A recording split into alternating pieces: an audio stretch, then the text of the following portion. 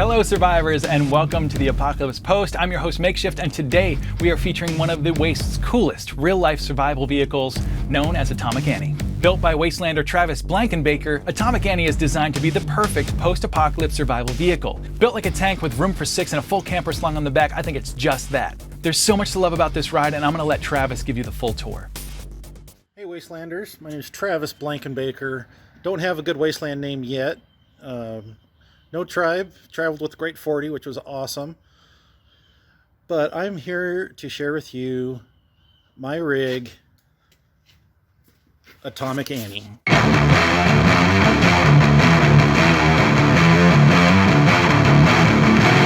She started out as a 1972 F600 farm truck that I got out of my stepmom's field. Hadn't moved for 20 years. Did get the engine running. Initially was a 330 HD, which was a gutless turd, and put in a built specifically for this truck, high torque Ford 460. Drove it out to Wasteland Weekend in 2017. There, lovely trip, had a blast, got 5 miles to the gallon. I think we went through $1,200 just in fuel. So with that in mind, I decided to diesel swap it. Instead of going through swapping different motor, axles weren't rated for that much weight, some other issues, I decided to actually body swap the entire body onto an international chassis with a DT466 diesel. So the grill actually had, the framework was there when I was out in 17, but have been able to finish it. Removable pins, so you can lower it down so that you can get up top. Okay, hang on while I climb up to pop the hood. And there we have it. Some of the wiring is still loose because I'm actually been working on wiring today, but it'll be all in looms and cleaned up.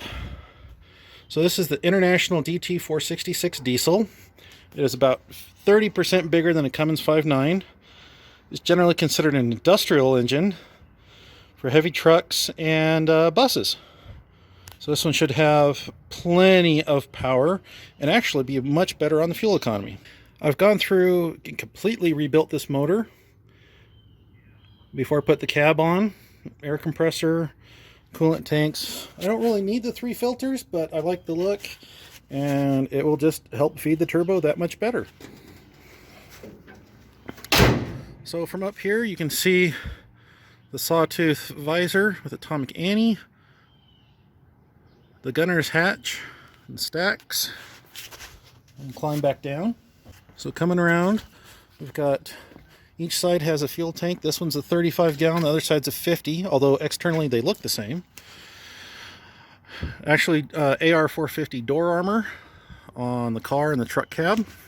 The car actually is a 1951 Chrysler New Yorker. I was kind of sad to cut it up because it was a gorgeous car, but parts from it went to 3 other vehicles, other Chryslers, to keep them on the road. So coming into the cab, I've completely gone through, just put the instrument cluster back in today because I had to change some of it for the diesel. You can actually see the inside of it there, the back 2 cylinders. And it's a straight 6, but back 2 cylinders are sitting inside the cab. I do have a doghouse that covers that, insulates it. It's just not on at the moment. So climbing in, that lovely driver's view. Some actually all functional switches.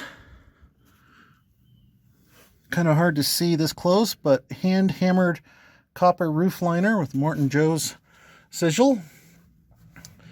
So with this size of motor, I put a 13-speed transmission behind it. That put the normal shift linkage was up here, or the shifter rod. Because of the size of the motor and the size of the transmission, it's now back here, which I still need to make the rest of the link for, or the actual handle. So looking back, everything in Annie is completely functional.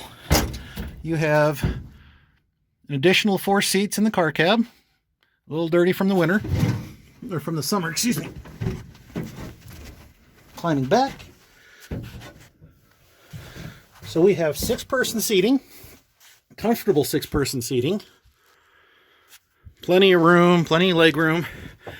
Still need to do some paneling on the doors and some in-between areas. Looking forward, we come up here to the gunner's hatch. Fully functional.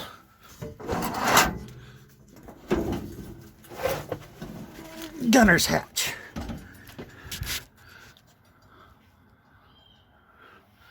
Actually, I need to make a folding rear step or raised step for.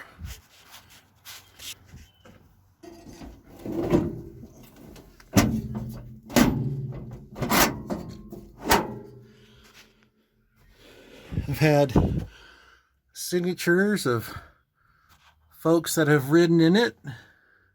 Hope to fill that with much more. So if you want to ride and you see me at Wasteland, flag me down. Moving back into the fully functional camper section, which is a little dark at the moment. Let's see. Oh, hey, there we go. So if anybody's been in one of these campers, got full bed up here. I need to find a place for that.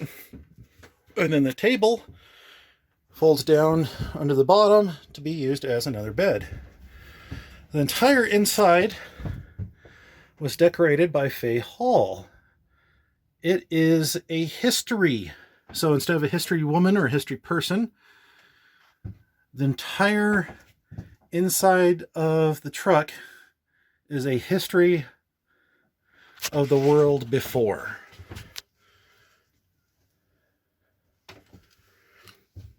These are all food ads over the kitchen area, which is kind of fun.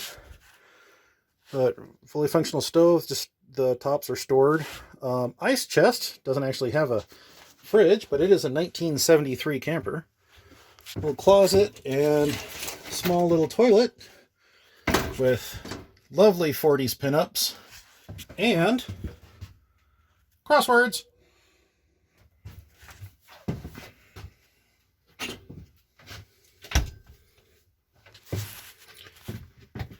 And that is it for the camper. So climbing out's a little bit hard to do with the camera in hand. So here the other side, we have the exhaust coming out. Goes through a 4-inch glass pack that's like 3 foot long. Comes out to twin stacks for the diesel. Again, more door armor. All functional, it's art. The nose art I had done, Robert did an amazing job on it. Absolutely love it. Always been a big fan of World War II nose art. So we got steps. That's one just toolbox. That one's actually the air compressor tank that I need to plumb in. The transmission does need air to run, compressed air. So it originally had split rims, and I drove it out to Wasteland in 17 with split rims, but now I've got it switched over to solid rim semi tires. Much happier with those. Not quite sure what that was there for.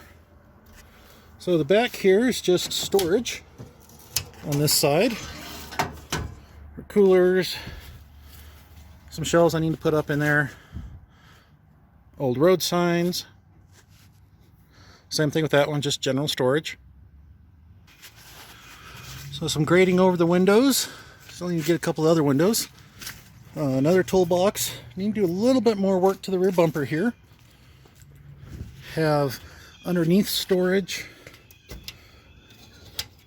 Here it goes underneath the camper, and a couple cots, and 35 gallons of fresh water, and some very noisy birds, apparently. Not in the camper.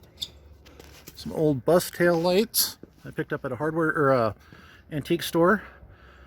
The quote's actually by Faye Hall, but it was from Lord of the Rings. So this back here I did not have on in 17 when I went out to Wasteland. This is an add addition in 18. It's going to be kind of hard to do with the phone in hand, so bear with me. A fold down rear porch. Steps to get up into the camper. Quite handy. Makes it so much easier. I'll fold that back up in a minute. This side actually has a little bit more of the utilities. And unfortunately, that's not a beer keg. Well, it is a beer keg, but it is the gray water tank, so it's all the sink water and stuff. Propane tanks for the heater and the stove. And behind this one, right now it's just a cot and some other stuff, but there'll be a RV battery for just light use. Not running refrigerator or anything like that. Again, more old street sign, because who doesn't love to recycle wasteland stuff?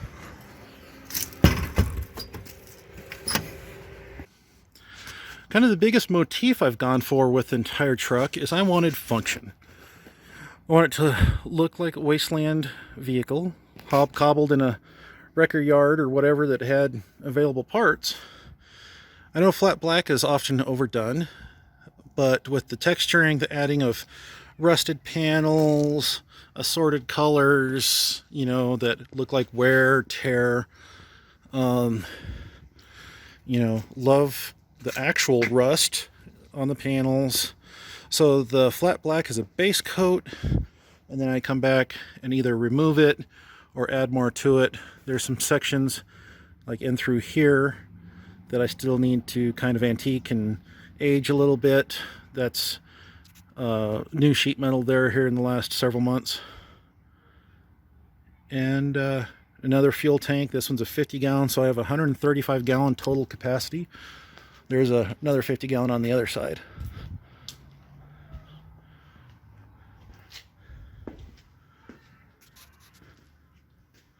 But that's my rig, folks. Got about 3,500, 4,000 miles on her so far, and after this engine swap, hope to have a whole lot more on it. Be totally planning on 2021 Wasteland. Was planning on this year, but COVID did everything. So Annie will be making the trip from Wyoming, 2,500 miles, which I know ain't the farthest from some people, out to Wasteland again. So happy hunting, Wastelanders. Good luck. Keep making all your stuff and getting ready for next year. It will be absolutely amazing, I'm sure.